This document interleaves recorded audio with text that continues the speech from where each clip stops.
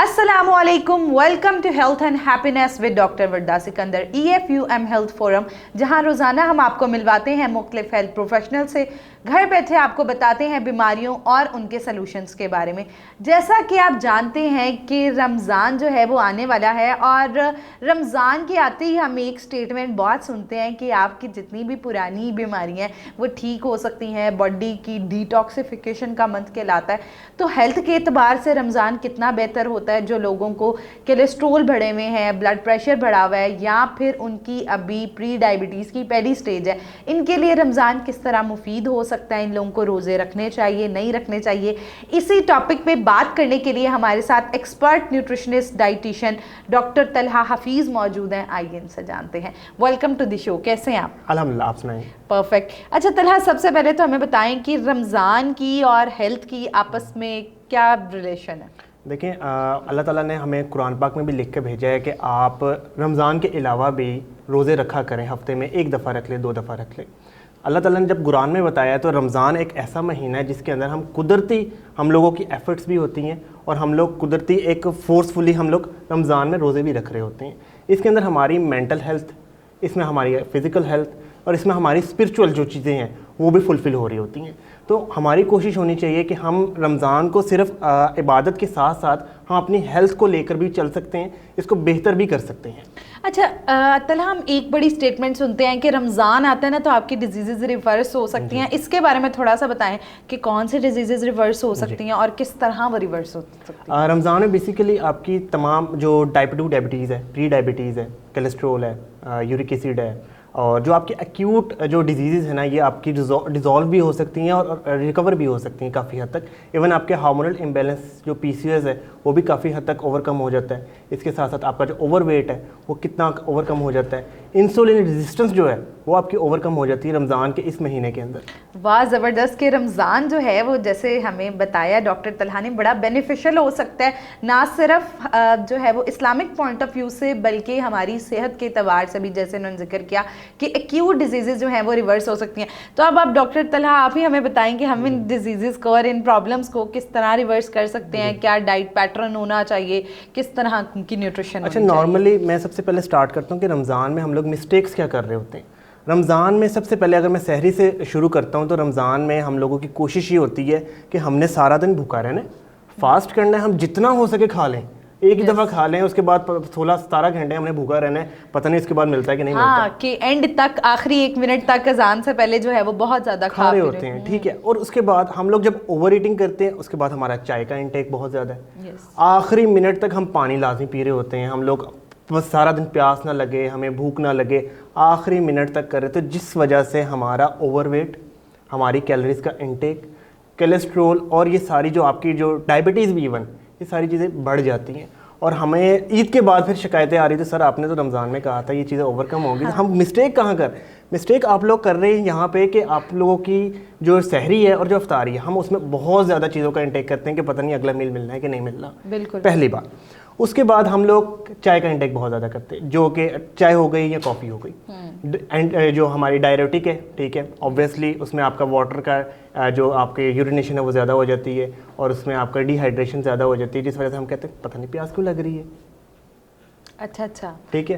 तो इसके अंदर हम लोगों ने कोशिश ये करनी है कि हमने अपनी जो चाय है और जो कॉफ़ी है इसको ओवरकम करना है।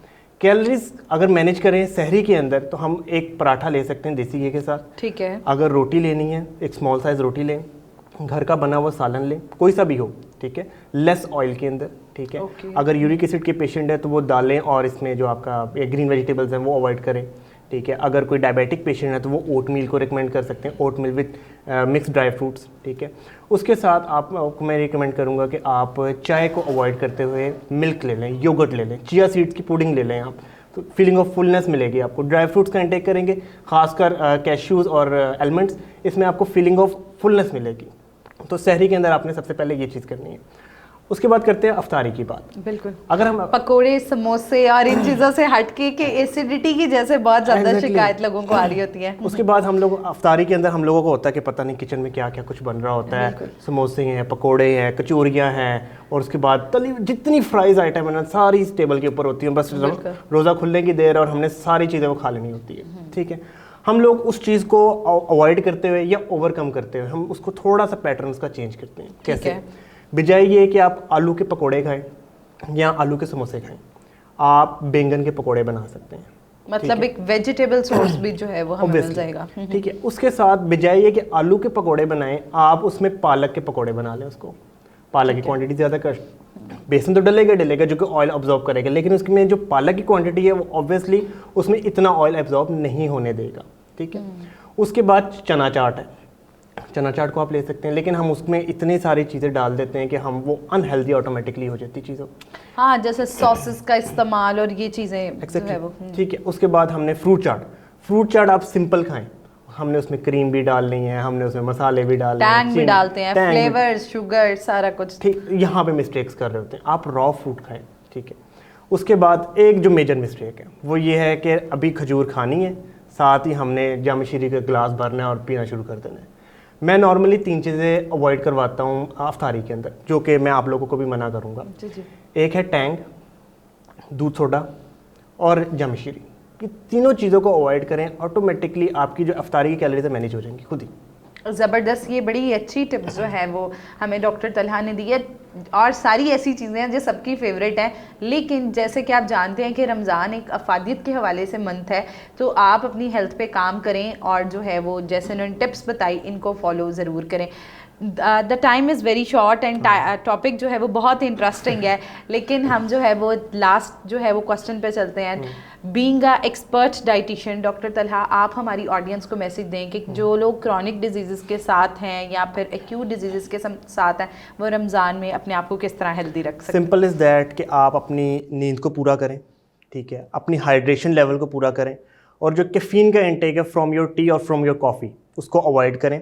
और जो आपकी 3 मेन चीज़ें हैं जो हम लोग नॉर्मली अवॉइड करवाते हैं, इसमें आपकी सफ़ेद चीनी है, आपका सफ़ेद नमक है और राइस है। इसमें हम लोग अफ्तारी के अंदर अवॉइड करवाते हैं, क्योंकि ऑब्वियसली आपको ओवरवेट भी करेगा, आपकी डायबिटीज़ भी बढ़ाएगा, आपकी इंसुलिन रेजिस्टेंस भी करेगा।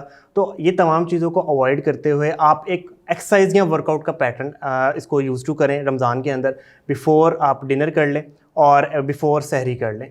आपका बहुत हद तक कोलेस्ट्रॉल लेवल, आपका इंसुलिन लेवल, आपकी डायबिटीज़ बहुत हद तक रिजॉल्व हो जाएगी।